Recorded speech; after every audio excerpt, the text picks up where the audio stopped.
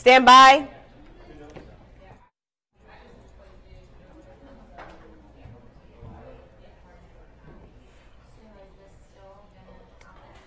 Good afternoon, everyone. WTOC is where I'm at. Romney Smith is my name. And oh my goodness, my microphone is up. Thank you so much for joining us for The News Now, which is where we bring you digital updates. I know we had you waiting a little bit longer than normal. Thank you so much for that. We're dealing with last minute technical issues. You know how that goes.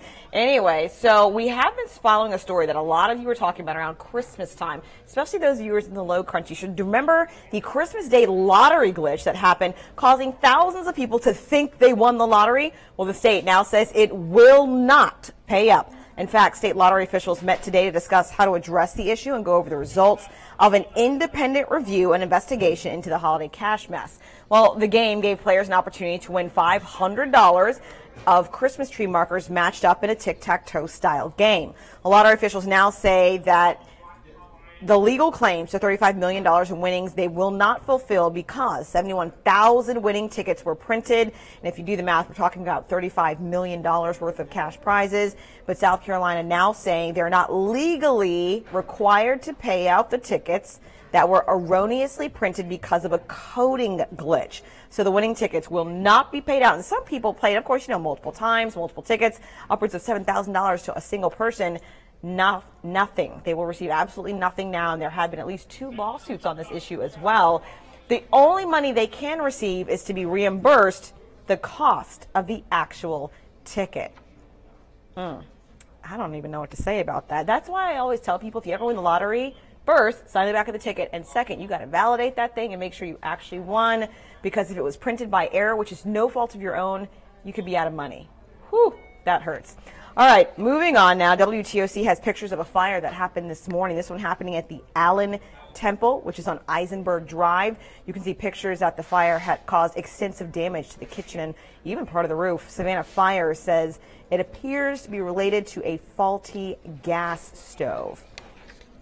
Switching gears over to Effingham County, the Board of Commissioners announced their proposed fiscal year 2019 budget.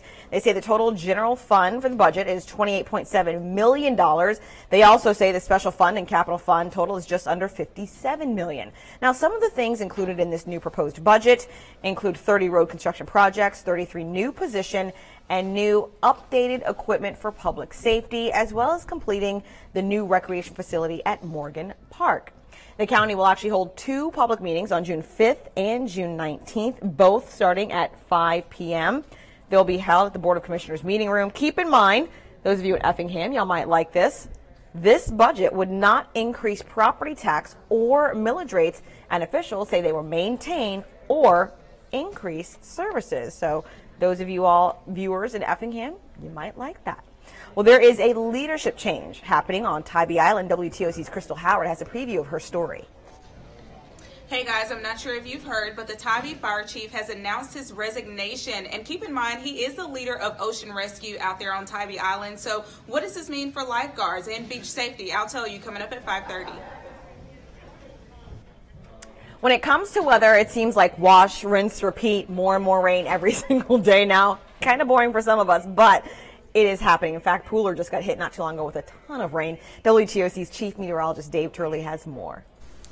Good Wednesday afternoon, everybody. I'm Chief Meteorologist Dave Turley, and we have more of the same here for the afternoon. Our Safe Touch Security First Alert Live radar showing more showers, mainly inland right now. As you zoom in, mainly north of I-16, you can see those moving from Jasper right up Interstate 95 into the Sheldon area, and we're getting more showers and getting into the Meadow area back towards Millen. Good little showers and a little bit of lightning now trying to develop as it's crossing over into parts of Effingham County. Strongest activity we see right now is this little cell about to move into southern areas of Effingham County, heading up towards Rankin by about 234, Springfield by about 243. More showers and storms down to the south, and you can see those just about to move into the Scriven, Thurman area. That's going to work its way northward, get into the Darien region 207, Jessup by about 218. And as we go hour by hour, more of that expected in here. Rainfall could be locally heavy, mainly through about the 11 p.m. hour, then a little quieter as we head through the overnight. We'll have an update for you coming up on The News at 4, and we'll be with you throughout the day.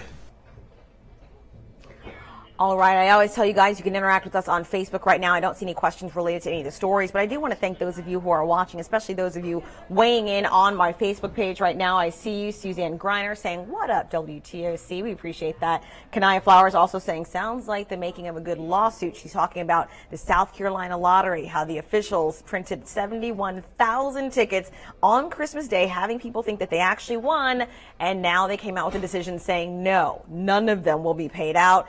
All they get to have is a reimbursement for the cost of their ticket, and they're citing a law saying that because the coding was wrong, they were erroneously printed, and that's why the state is not obligated to pay out $35 million in winnings. So they've already had 2 lawsuits. There might be more there. We will see as it comes. But that's all I have from you guys right now on Facebook. Thank you so much for joining in. We certainly appreciate it. You can always find us online at WTOC.com as well as our social media pages. I'll see you back on air at 4 p.m. at the CBS affiliate in Savannah, Georgia.